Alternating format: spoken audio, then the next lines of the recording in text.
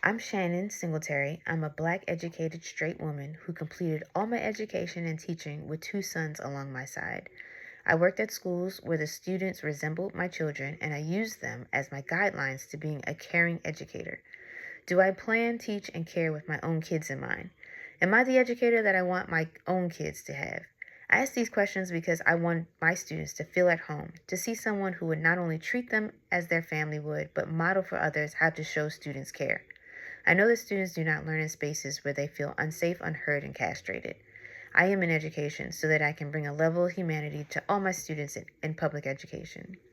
I use this transformational leadership framework as an action planning tool to guide my personal leadership steps. This tool helps me make equitable decisions by looking beyond technical solutions and working on adaptive approaches.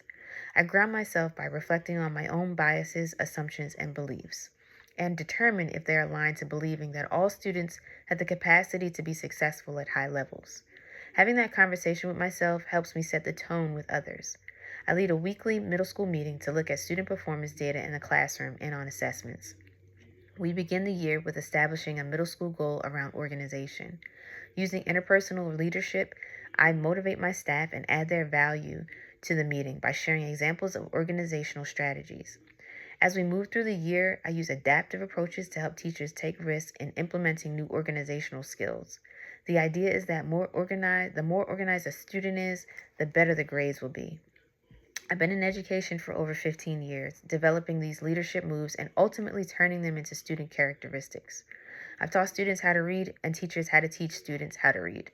I've planned, created, and led family community engagement activities with fathers, which impacted the overall parental involvement in the school. I've held the position of testing coordinator and understood the importance of upholding the school goal in mind and holding teachers accountable to make those gains.